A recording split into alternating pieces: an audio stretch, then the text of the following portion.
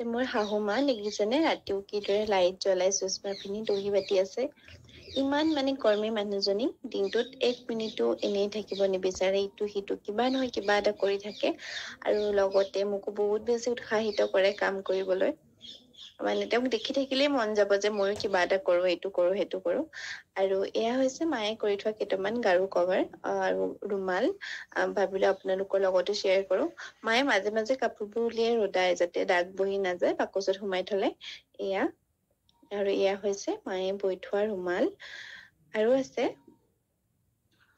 আৰু লগতে গাৰু কভাৰ কেইটাও দেখুৱালো, ফুল কেইটা বহুত অতে তত সোমাই আছে আচলতে, এইখিনি আজি ৰদাইছিলে।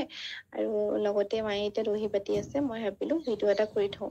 গামোচাৰ ফুলটো দেখিছেনে ইমান ডাঙৰ ফুল। আৰু এই বয়সত চচমা পিন্ধি ইমান ধুনীয়াকৈ মানে ফুলটো তুলিলে, ক'তো এটাও ভুল হোৱা নাই আৰু ইমান ঘন ফুল।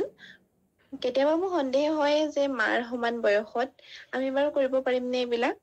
আৰু ইমান ভাল লাগে নিজে কৰা, নিজে নিজৰ পচন্দৰ ফুল বাচি ঘৰখন সজাই থলে।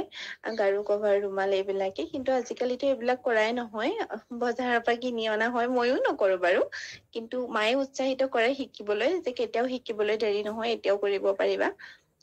আৰু লগতে মায়ে গোঠা মেলা কামো বৰ ধুনীয়াকৈ কৰে।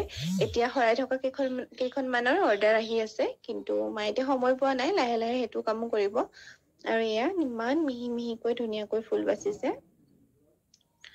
আৰু লগতে কেতিয়াবা যদি মই তাঁত লগাও, মোতকৈ আচলতে মায়ে বেছিকৈ বয়। তাঁতখন যেতিয়ালৈকে নোলাই মা তাঁতশালৰ পৰা উঠিবলৈ মনেই নকৰে। আৰু সেইবোৰ দেখি মোৰো ভাল লাগে, উৎসাহিত হওঁ বেছিকৈ কাম কৰিবলৈ, কিবা এটা শিকিবলৈ। ময়ও ভাবিছো মাৰ লগতে এতিয়া ময়ো গোঠা মেলা কাম বিলাক শিকিম মাৰ পৰা। আৰু লগতে ভাবিলো এয়া ফুল কিপা ইমান ধুনীয়া ধুনীয়া, আপোনালোকৰ লগতো শ্বেয়াৰ কৰো। এয়া চাওকচোন, জনাব দেই কমেন্ট কৰি কেনেকুৱা পালে। আজিলৈ ইমানেই, বাই বাই।